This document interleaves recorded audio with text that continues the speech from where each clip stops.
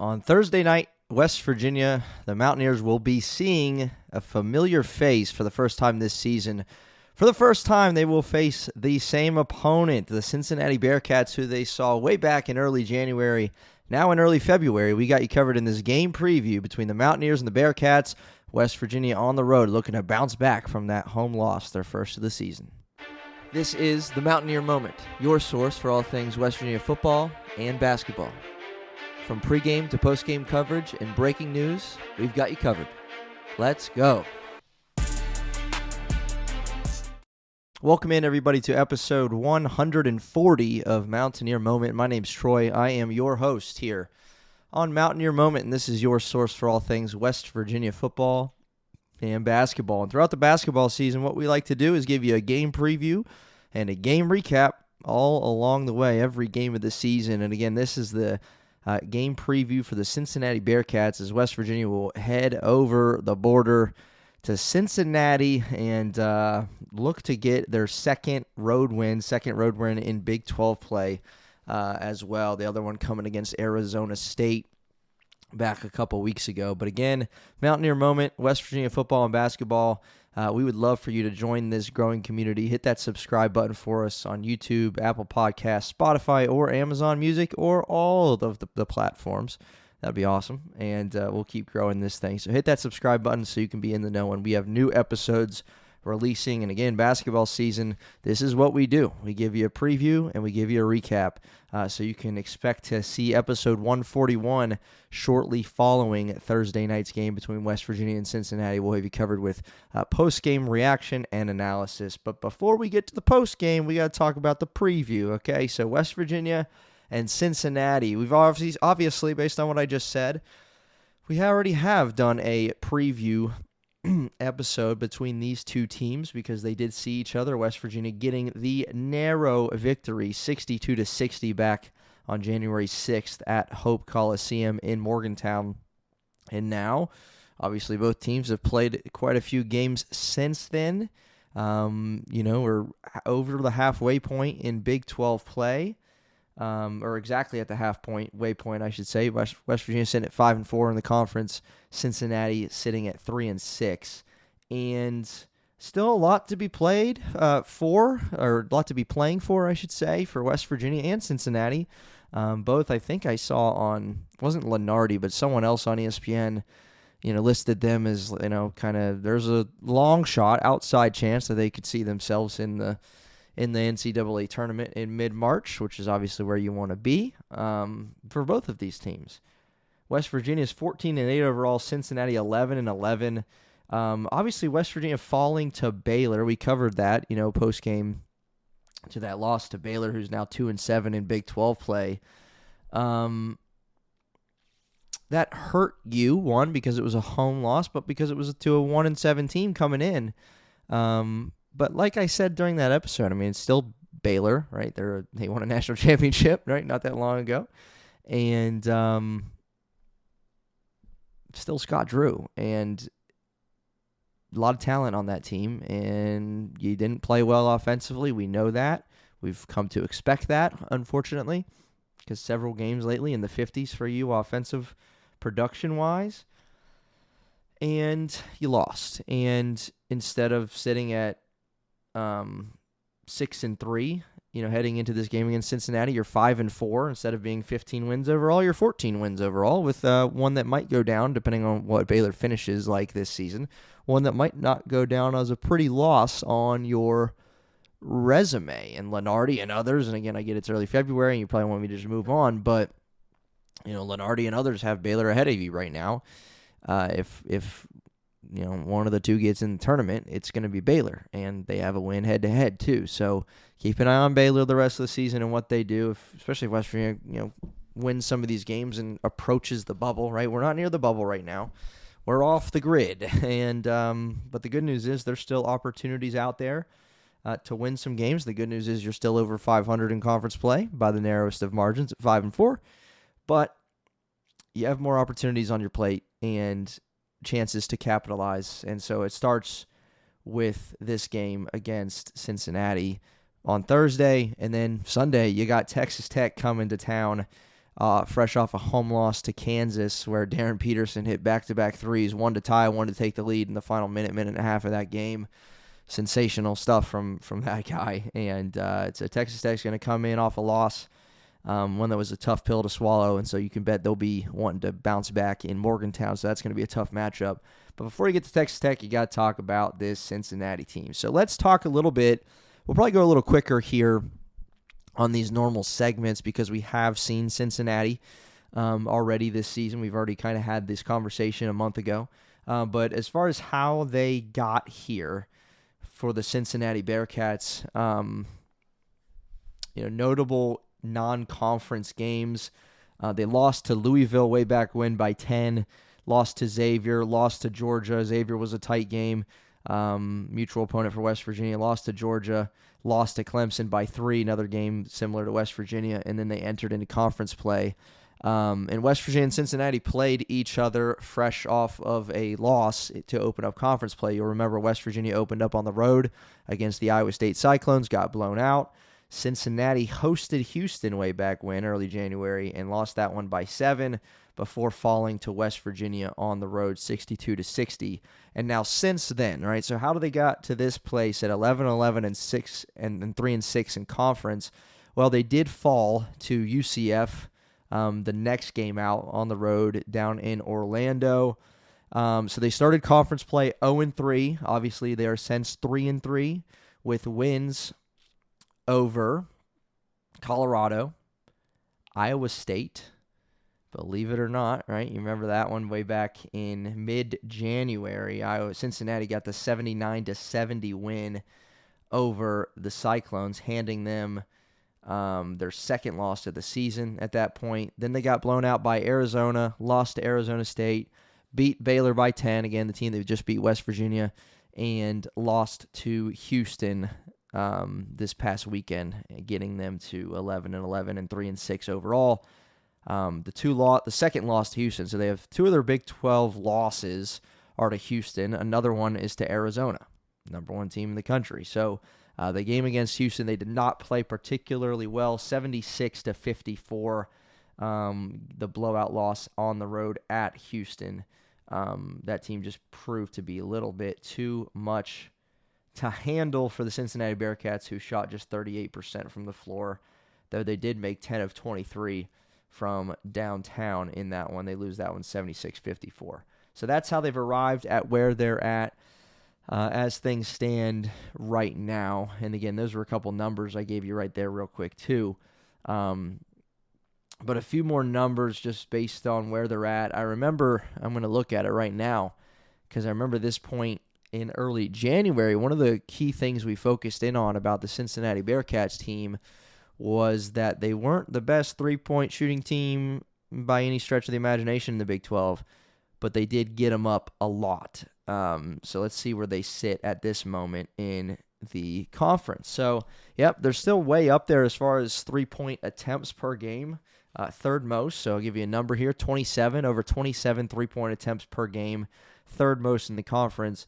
Meanwhile, they are shooting a league worst three-point percentage at 30.4%, which ranks them last amongst all 16 Big 12 teams.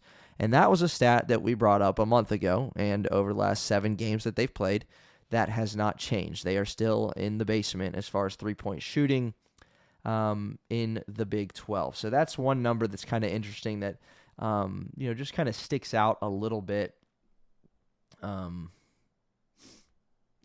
So, and that might be the only number that really kind of like that just completely like jumps off the page to me as a significant thing, especially because they shoot so many, and yet seems like over the last month, right, they're not learning because they're not taking it inside. They're just continuing to shoot threes, even though they are not the best three-point shooting team out there in the Big 12. As far as rebounding is concerned, we mentioned, even in the Baylor game that they were a pretty good offensive rebounding team. We saw a couple of those rebounds hurt West Virginia. Cincinnati's about a middle of the pack rebounding team, middle of the pack on the offensive glass as well. But yeah, let's move on to some players. Obviously, we know the story If you followed West Virginia hoops any amount of time, Sincere Harris was here last year. He is now a Cincinnati Bearcat. Though battling an injury, he hasn't played since Saturday the 24th of January, so we'll see if he suits up. I'm not sure of the exact situation that he's got going on, but has not appeared in a game since then.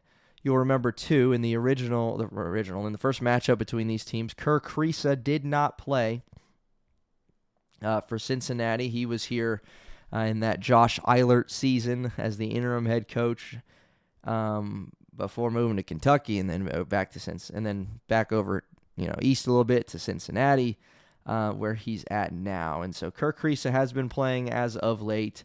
Baba Miller is their leading scorer with 13 points and 10.5 rebounds. So the kid's averaging a double-double for the senior from Spain who was at FAU last year, averaging 11 points. But he's leading the way for them. Day Thomas, 11 points, 3 boards, 3 assists a game. Jizzle James, 10 points a game. Mustafa Thiem, 10 points a game and 6 boards. He's a transfer from UCF who averaged 10 points a game last season there, but made the trip over to Cincinnati where he's getting it done too.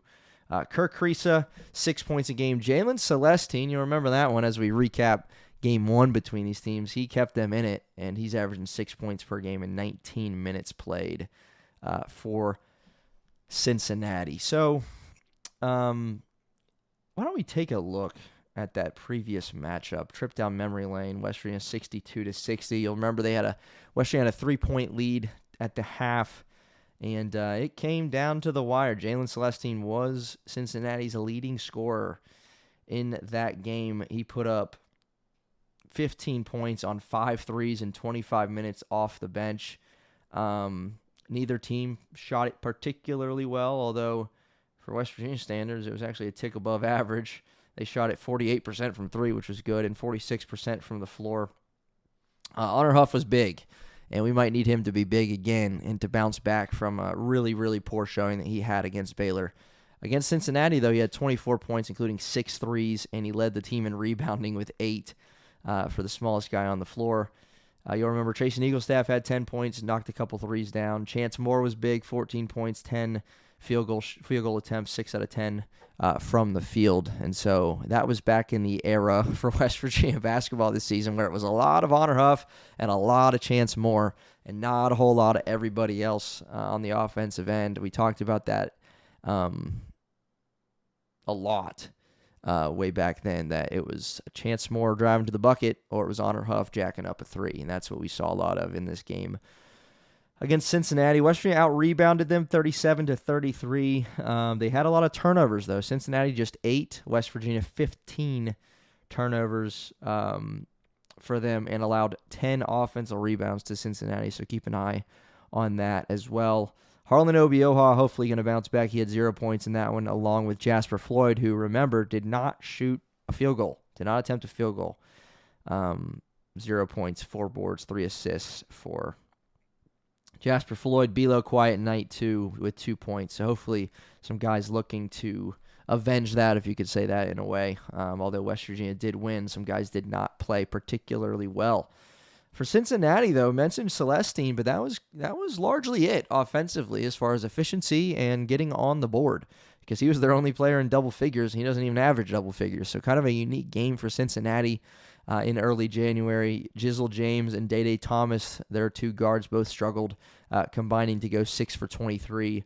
Baba Miller had just 4 points and 7 rebounds in 34 minutes played. So Sincere Harris played in that one, had 7 points. Of course, he did not make a 3 because he couldn't shoot here. Why could he shoot there? Sorry, catching a stray. But Kerr Kriisa will be in the lineup, so we'll see how he pans out. He's been coming off the bench, I believe, for Cincinnati, so we'll see what he brings to the table for the Bearcats against West Virginia. Now, real quick, again, we kind of already touched on it at the beginning of the episode, but big picture thoughts here and just thinking through what's to come, for West Virginia. As bad as it was, or as bad as it felt to lose that game to Baylor, you got to flush it. You got to learn from it, hopefully, and move on now, because this is one you want to get. You got Texas Tech coming up on Sunday afternoon, fresh off a loss to Kansas at home, right? That'd be tough anyway. That's going to be really hard. One of the best players in the country, and JT Toppin coming into Morgantown. They got a team that could create problems for you. But you're at home, and before you can get to that one, you got to play this one against Cincinnati. And again, not to harp too much on March Madness because this team has a lot of work to do before you could even think about that. But we are going to think about that because West Virginia still is in the standings wise, still in the top half of the Big 12, holding on to that spot at 5-4 in the conference. And there's a pretty considerable drop off between the top 7, and then the bottom 9, right? Because in that top 7, if you break down the Big 12, right now they're looking at a projected 7 teams getting in the tournament with a couple others like on the bubble, and a couple others like a little more distant bubble, which would be where West Virginia falls right now. Had they won that game against Baylor, maybe they'd be closer to the bubble, certainly, but they didn't. But obviously, you think about it, right? The 7 teams that are in right now: Arizona, Houston, Iowa State, Kansas, Texas Tech, BYU, and UCF, who is 17-4 and 6-3 in the conference. I don't know how they're not ranked right now, but they're not. Coming off 3 straight wins, including a win against Texas Tech. They got a matchup on Wednesday night with Houston, so depending on when you're watching this, if you're watching this on Thursday, that game would have already went final against Houston. That's going to be a tough challenge for them at the time we're recording here, but UCF is in the tournament right now. Then there's a drop-off, right? And it's West Virginia is part of that next group, but there's a considerable drop. West Virginia, Oklahoma State, TCU, Colorado, Cincinnati, Baylor, Arizona State, Utah, Kansas State, right? There's a bottom that really is a bottom when you think about Arizona State, Utah, Kansas State. Baylor is being mentioned in March Madness conversations, which is pretty wild because they're 2-7 in their conference. Cincinnati, distant bubble. TCU, distant. Colorado, 13-9, 3-6, very distant. Oklahoma State, I think they're listed on a lot of bubbles, 15-6, 3-5 in conference. West Virginia, 14-8 and 5-4. So, you keep winning games in conference and get a couple upsets, you don't know what's going to happen. But you got to win games. And the first opportunity that you have is against Cincinnati on the road. And so as far as just few things to look for West Virginia in order to get their second road win, and it would be a big one to set you up for a big game with Texas Tech for a chance then to go 7-4 in conference, and then with 7 to go after that. So keep stacking wins if you can. Got to get this one. And so keys, 1, Honor Huff was the guy against Cincinnati the first time. Let's let him be the guy again. He struggled immensely, like I said, against Baylor. He's had his fair share of struggles even, a couple of the games prior. If you look at his numbers real quick, against Baylor, he was 1 for 13 from the floor. Not pretty. He did reach double figures the previous 2 games against K-State and Arizona, but not efficient. 5 of 15 and 4 of 15, which is not getting the job done, though he was 5 of 12 from 3 against Kansas State. So you would love to see Huff just get things going because he opens up so many more things for the offense. That game against Kansas State is a really, really good example. I still remember first half, I think he made 4 of those threes, and the spacing it created for Chance Moore and DJ Thomas, I remember hit like a little free throw jumper. It might have been off an Honor Huff pass. Like he just created things. He had 5 assists in that game.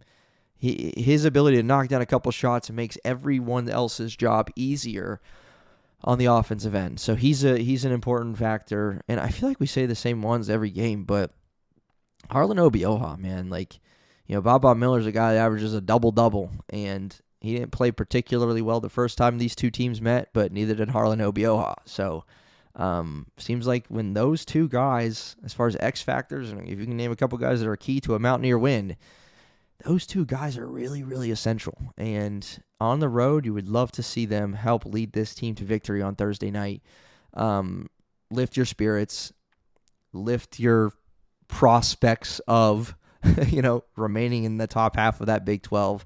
And again, while Lenardi and other whatever are considering other teams that are below you in the Big 12 standings right now on, as far as more of a bubble prospect team, The reality is this. There are 7 teams that are listed as in the tournament right now from the Big 12. And as far as Big 12 standings are concerned, you are number 8 at this moment. So you're not far away. You're just not. Plenty of work to be done. Tournament started today, you would not be in, and there's no doubt in that. Plenty of work to be done, but plenty of opportunities coming your way. The first one, Cincinnati, Texas Tech on Sunday. You got UCF twice the reigning of the schedule. You got Oklahoma State who's being considered. You got BYU who's a tournament team. You got Utah, Kansas State. Like, you got opportunities. You just got to go and capitalize. And again, West Virginia, Cincinnati will be on ESPN2, 7 o'clock Eastern time on February 5th. That's a Thursday. And then remember, they play Texas Tech Super Bowl Sunday in the afternoon, 1 o'clock on Fox at the Hope Coliseum. So if you're in Morgantown or in the area, go check that one out. I think they launched that they are rocking the black jerseys in honor of coal miners in the state of West Virginia, so that should be a fun game. So first thing first, I've said it about 18 times already. Here we go, Cincinnati, 7 o'clock. Be sure to check out Mountaineer Moment after the game for post-game reaction and analysis here, and that'll be episode 141. But for episode 140, we'll see you next time. Let's go Mountaineers.